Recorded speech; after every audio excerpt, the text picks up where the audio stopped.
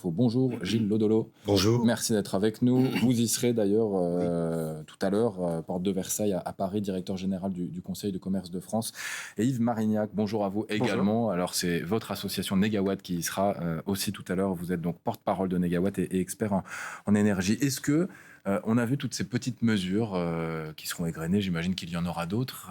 Est-ce que toutes ces mesures mises bout à bout peuvent faire quelque chose en faisant confiance à chacun finalement, puisqu'il n'y a pas d'obligation ? Oui, alors c'est tout l'enjeu. C'est-à-dire que c'est d'abord une bonne nouvelle. La liste de mesures, le portefeuille, disons, d'actions couverts, même si il y aura sans doute à redire sur le manque de tel ou peut-être l'incohérence de tel autre. Mais globalement, il y a un paquet de mesures qui est consistant, qui est sans doute le fruit d'un bon travail dans les groupes de travail mis en place par le gouvernement.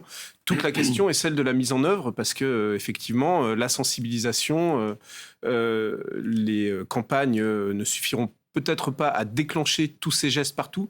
Nous, côté Negawatt, on a publié la semaine dernière une liste d'une 50aine de propositions qui recouvre assez bien, encore une fois, celles qu'on risque de retrouver dans ce plan. Notre estimation, c'est que pour atteindre les 10% d'économie d'énergie, il faut grosso modo que ces différents gestes soient mis en œuvre dans environ un tiers des ménages et un tiers des bâtiments tertiaires. Et on voit bien que sans accompagnement auprès des acteurs dans les bâtiments, notamment, sans moyens dédiés à cela, simplement par de la communication, ça risque d'être un peu léger. Gilles Lodolo, vous y serez donc vous tout à l'heure oui. Pour y participer donc cet après-midi. Qu'allez-vous dire, qu'allez-vous y faire ? Alors d'abord, on va présenter le protocole de plan de sobriété. Excusez-moi pour ma voix. Il n'y a aucun problème, ça nous arrive à tous. Tout à fait. Plan de sobriété qu'a fait en fait le commerce de France. Juste quelques mots en fait sur le Conseil du commerce de France, que c'est très important de savoir de quoi on parle. Nous avons en fait 35 fédérations. Ça va de l'habillement, du bricolage, de la franchise, différents secteurs, mais quasiment tous les secteurs. C'est quasiment 2 500 000 salariés qui travaillent, dont 95% dans des boîtes de moins de 10 personnes. Et nous avons, depuis le mois de juin, enclenché un groupe de travail pour savoir quels étaient les bons gestes que nous devions engager, même si un certain nombre de ces gestes étaient déjà engagés avant, parce que les commerçants sont des citoyens comme vous et moi. Ils sont préoccupés par la question de l'augmentation. Mais ils ont, eux, en plus, peut-être le volet économique. Et ils ont le volet économique. On y parlera peut-être tout à l'heure, notamment du prix de l'énergie. Mais ils ont fait, en fait, un certain nombre de mesures simples qui consistent à baisser le chauffage et surtout éviter les éventuelles coupures. C'est-à-dire, en fait, à la fois baisser le chauffage, baisser l'éclairage, mais aussi faire un certain nombre de mesures qui permettent d'effacer, c'est-à-dire de ne pas faire d'appel de puissance pour passer l'hiver, notamment entre 8h et midi le matin et entre 18h et 20h. Et donc ces deux types de mesures sont mises en œuvre dans un protocole qui sera monté tout à l'heure. Et toujours sur la base du volontariat, c'est-à-dire qu'il y a ce côté volontaire engagé depuis déjà un moment. Il y a un engagement des commerçants très très important, d'une part parce que leurs clients leur demandent, d'autre part parce qu'ils ont eux aussi une facture énergétique à gérer, et puis parce que ils ont bien compris qu'il y avait un risque pour cet hiver et qu'il fallait bien à un moment donné qu'un certain nombre de mesures soient faites. La sobriété énergétique, c'est quelque chose qui n'est pas nouveau, c'est quelque chose dont on parle depuis des années dans les commerces, dans l'industrie, dans tout le système, dans tous les secteurs économiques. Et parfois à marche forcée, on voit certains activistes qui vont éteindre les enseignes lumineuses parce que c'est pas toujours fait. Oui, c'est sûr. Ça avance. Non, mais on pourra toujours trouver 2 ou 3 personnes qui vont pas éteindre les lumières, etc. Et on va toujours.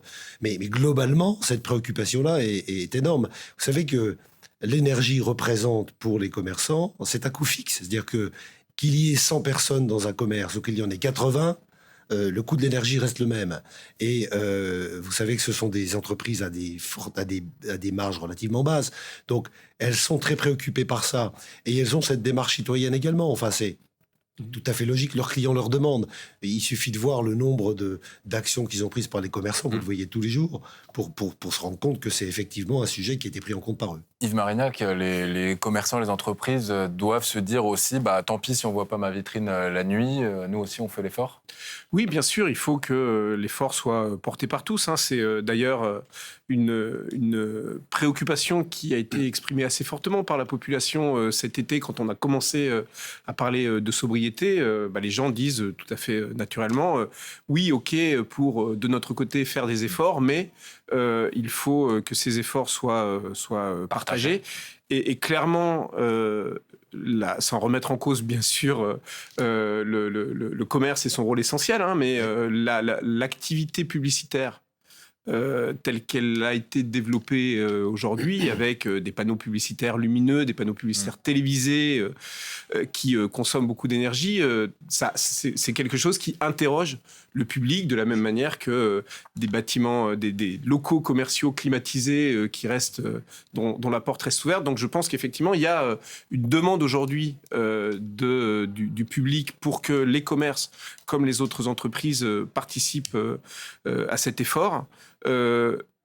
La grande question, ça va être au-delà des gestes les plus évidents, effectivement, comment on accompagne tous ces acteurs dans les gestes supplémentaires à faire qui seront nécessaires pour atteindre ces 10%. Typiquement, le gouvernement parle de baisser la température encore un peu plus dans certains locaux, parle de travailler sur l'eau chaude. De notre côté, on insiste sur l'importance de couper la ventilation dans des locaux qui ne sont pas occupés. Tout ça va pas se faire à moyens constants parce que les salariés concernés dans ces différents bâtiments vont pas avoir du temps.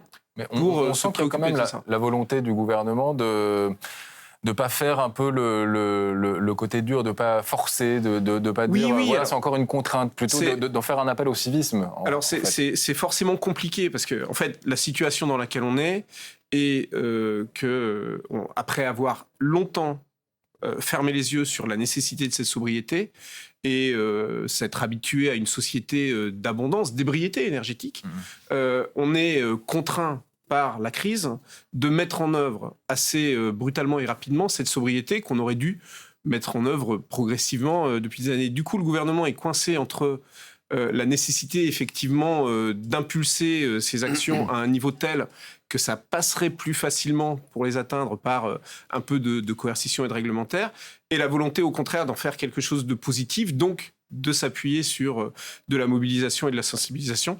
En fait, toute la question va être vraiment celle de l'ampleur de la communication, de la campagne de communication qui sera donnée, et de la manière dont le gouvernement pourra trouver, avec par exemple l'idée de référent sobriété dans les entreprises, des relais pour veiller dans la durée et au quotidien à la mise en œuvre de tous ces... J'imagine, pas forcément dans les commerces qui comptent 1 ou 2 salariés parfois, ou 3. Sûr, est-ce que vous seriez prêt à renoncer à ces publicités, à ces publicités en écran comme ça qui consomment pas mal d'énergie ou pas ?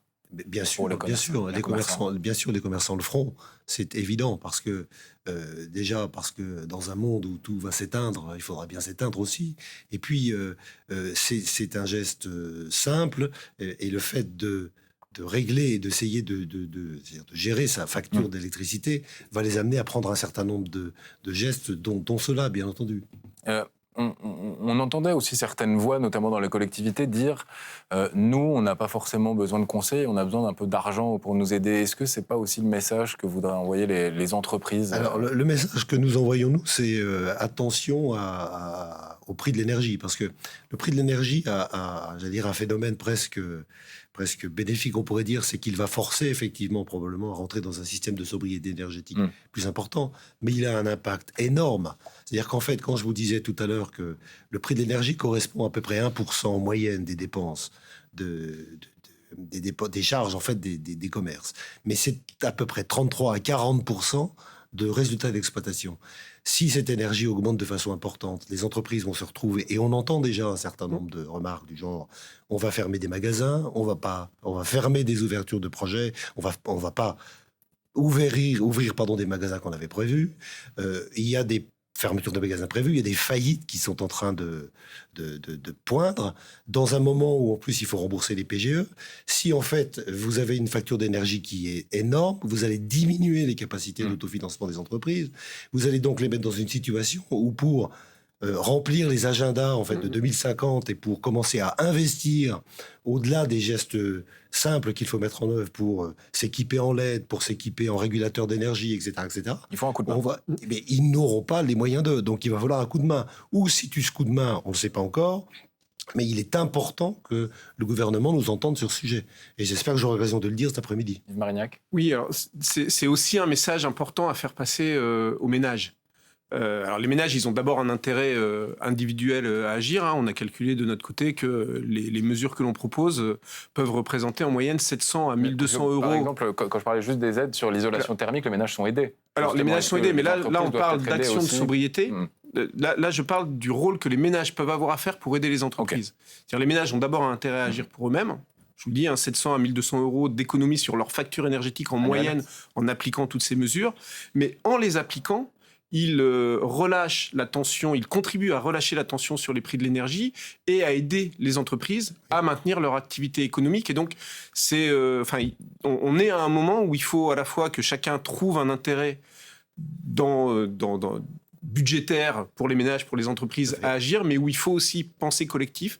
Cette réduction des contraintes dans lesquelles nous sommes du point de vue de l'énergie, elle est vraiment dans l'intérêt de tout le monde.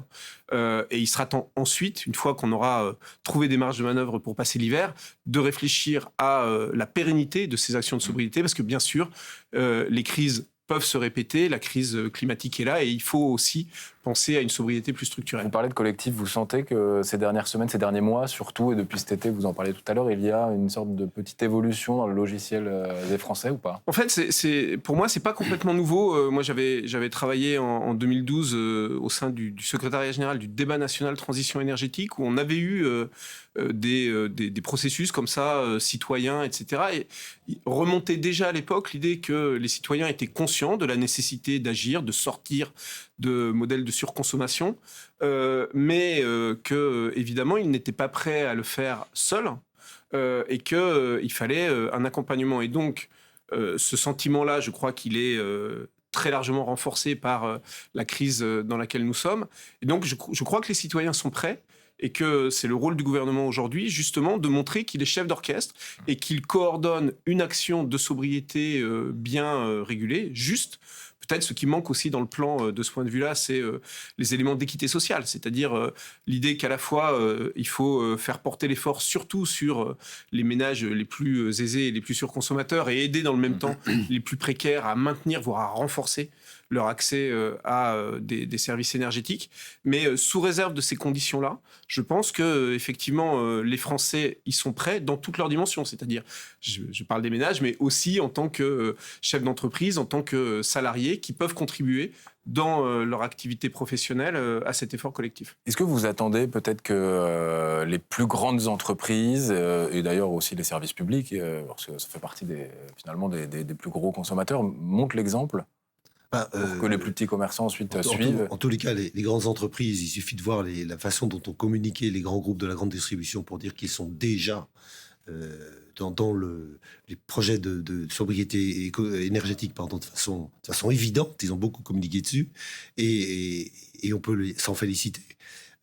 Mais vous savez, les chefs d'entreprise, les commerçants sont tous des chefs d'entreprise, sont des gens responsables. Et en responsabilité, ils feront ce qu'il faut pour des raisons de dérégulation du climat, pour des raisons économiques, mais ils sont responsables. Et moi, ce que je veux vraiment dire ici, c'est que cette responsabilité, elle est collective et qu'il faut que le gouvernement fasse le pari de cette confiance, que en tous les cas, le commerce le fera. Pour l'instant, c'est le cas, puisqu'il y a une certaine liberté. Enfin, c'est plus des conseils que des... Oui, mais je pense que ça va sans dire, c'est mieux en le disant, qu'un système de coercition trop fort ne sera que, j'allais dire, contre-productif. Et qu'il faut jouer cette carte de la confiance. Elle est en train de se mettre en place, je trouve. Et là, je crois qu'on vit quelque chose d'assez nouveau, sur lequel il faut capitaliser. Et que l'État aide, en fait, à faire que cette confiance devienne la règle de fonctionnement dans une société qui est la nôtre. Ce serait, je crois, quelque chose d'assez nouveau et d'assez intéressant. Vous parliez peut-être des ménages les plus aisés qui devraient contribuer davantage. Est-ce qu'on ne pourrait pas se dire aussi que les plus gros consommateurs d'énergie, ce serait d'abord à eux aussi de faire les efforts ? Alors, l'enjeu de la sobriété énergétique, de la réduction de notre empreinte énergétique et de notre empreinte aux ressources, d'une manière plus générale, il est partout. Il est partout, il est pour tous. Donc, il y a toujours un danger à dire mais eux consomment plus ou telle action est plus énergivore. Donc, alors oui, il faut s'attaquer à ça d'abord, mais il ne faut pas s'attaquer que à ça. Et donc, stigmatiser différents acteurs peut être contre-productif. En revanche, organiser, comme je le disais, l'action pour faire en sorte effectivement que les consommations les plus élevées, les moins justifiables dans cette situation de contrainte collective soient celles sur lesquelles on fait porter le plus d'efforts. Ça, c'est nécessaire. Et voilà, c'est dommage de mon point de vue que le gouvernement ait refermé très vite la porte à des débats autour de l'utilisation de jets privés, par exemple, qui... Voilà, on peut quand même dans les conseils du point de vue énergivore, mais qui dans les conseils pour les déplacements, qui sont des symboles importants. Là, le gouvernement en appelle à pas utiliser l'aviation d'affaires. Le gouvernement donne des conseils, mais il ne flèche pas les conseils, il ne flèche pas l'action vers différents acteurs, alors que ça mériterait peut-être d'être fait. Mais encore une fois, en veillant à ne pas faire croire c'est-à-dire qu'il n'impose pas. Quand vous dites qu'il ne flèche pas, il devrait être plus dur. Il y a, le gouvernement a différents moyens à sa disposition. Il y a évidemment la réglementation, la coercition, mais il y a aussi des incitations au changement. Il y a en tout cas des messages qui pourraient porter plus spécifiquement sur différents gestes. On parlait je parlais des panneaux publicitaires télévisés dans l'espace public tout à l'heure. Le gouvernement, après avoir dit il y a quelques jours qu'il n'était pas question de les éteindre, semble inclure dans le plan l'idée de les éteindre automatiquement, au moins lorsqu'on sera en situation rouge du dispositif EcoWatt, ce qui est un premier geste dans le bon sens. Voilà, la communication, elle doit vraiment veiller à ce que les efforts soient proportionnés aux différents secteurs, aux différents acteurs, aux différents postes. Il faut travailler d'abord sur le chauffage, il faut travailler d'abord sur le chauffage, c'est vraiment la plus grosse consommation d'énergie quand on regarde les infographies. Mais il faut dans le même temps travailler sur l'éclairage, même si l'éclairage a beaucoup moins d'importance du point de vue énergétique global. En fait, voilà, ce projet de sobriété ne peut avoir de sens et engager collectivement l'ensemble de la société que si il montre une très grande cohérence. Bon, question presque philosophique pour conclure, c'est un mal pour un bien ce qui se passe en ce moment, c'est-à-dire on est obligé d'avancer à marche forcée, mais... Non, un mal pour un bien, je dirais pas ça. Le problème du prix de l'énergie, je considère plutôt que c'est un mal plutôt qu'un bien pour l'instant. Faut être tout à fait sérieux. Si ça oblige à réfléchir sur les réels besoins en énergie. D'accord, mais il peut y avoir à court terme des destructions d'emplois quand même. Il faut l'entendre ça, il faut le dire. Il faut que ce soit clair dans l'esprit de tout le monde. Donc il faut être très vigilant sur le sujet. Après, les démarches de sobriété, elles sont nécessaires et elles se font depuis un certain temps. On en communique beaucoup aujourd'hui parce que, effectivement, c'est l'actualité qui nous fait dire ça. C'est le fait qu'il faut passer l'hiver. Mais depuis c'est aussi l'actualité et la pression aussi mise par les citoyens qui fait que ça avance. Mais ça fait des années que les gens s'en préoccupent. Et encore une fois, nous, on est une organisation économique, donc on est peu axé sur ces questions de politique, etc. Ce qu'on sait, nous, c'est qu'on essaie de mettre des mesures réalistes, faisables. Nous allons éteindre les enseignes, bien entendu. Aux Champs-Élysées, ils ont dit qu'ils fermeraient ils éteindraient, les enseignes lumineuses à partir de la fermeture des magasins, c'est-à-dire 22h. Donc ça pose pas de souci, ça.